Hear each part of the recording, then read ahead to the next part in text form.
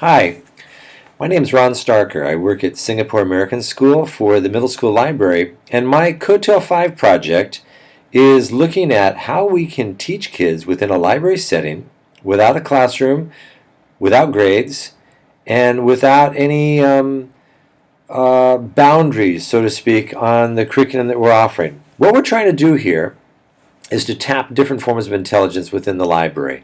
How can we support kids not just with their verbal linguistic intelligence, which libraries do very well in a traditional way, but how can we look at things like musical acoustic intelligence? So we'll focus on that one first. There are 8 forms of intelligence in Howard Gardner's theory, and I would like to try to address all 8 of those at some point in the library, but we're going to start with musical acoustic.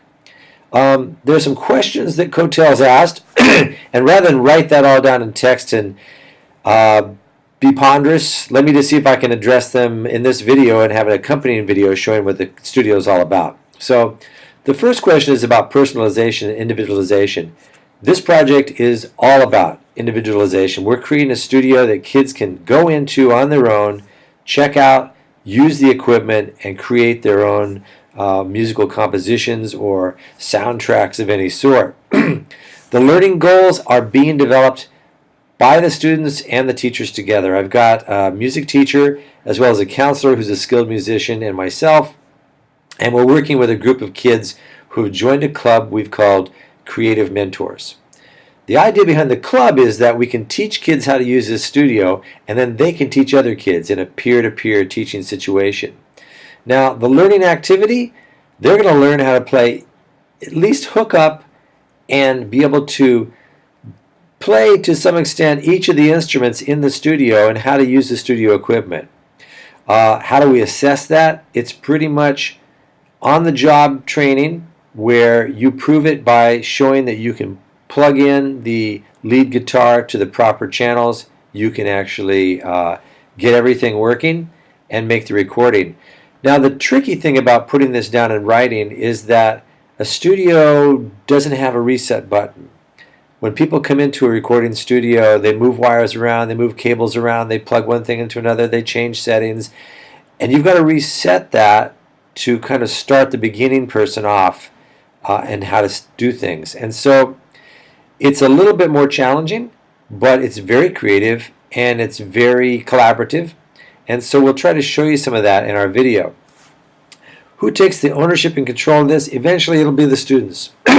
We don't have time in the library to run a studio on top of all the other things we do. So we've got to open it up for people, have a check-in, check-out system, create a sense of stewardship so that kids take care of the expensive equipment, and then find a way that they can teach each other, and then find a way that we can assess that. So we're communicating with students through a number of ways. We made a promo video with teachers, and I'll include it with this project link.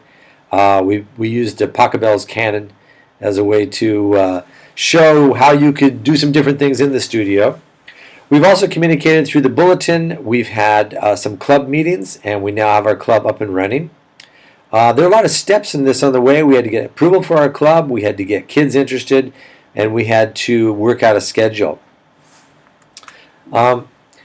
Collaboration is part of what we've been asked to do in the project, and this is all about collaboration. The students are working with each other, they're working with us, and you'll see that it's an ongoing process. We're learning new things all the time, and of course as we acquire new equipment, we get new music, we get new ideas, it keeps on going on. Authenticity, relevancy, this is about as relevant and authentic as it gets. These kids love music. Music is a part of their lives, it's part of my life. It's probably undervalued in school systems. I think we should elevate it higher.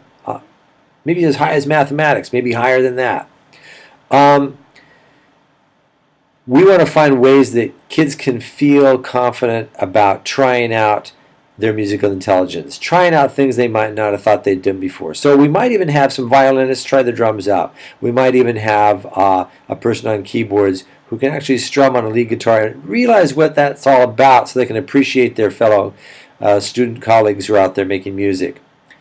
Discipline specific, I suppose we fall into a couple of disciplines. One is the music area, but the other is a technical computer side. So we get two kinds of kids, maybe more than that, but at least kids who are interested in music and sounds and that sort of thing, and kids who are interested in computers, recording, all kinds of digital features that way. Let me see if there's anything else I need to address in this paper.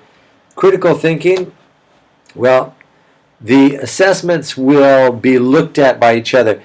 In the final product, it's what have you produced? What does your final recording look like? And how did the quality go? And what kind of judgments had to be made? And was it something that people liked? There's a great deal of deeper thinking and creativity and initiative and metacognition that goes into this kind of a project. And it does use technology. It's essential in this because we can't bring in live instruments into a library without disrupting things. So we need to have digital instruments that can be played through headphones so we don't disrupt everybody else who are doing other things in the library. So in the next video, we hope to show you how we went about doing this.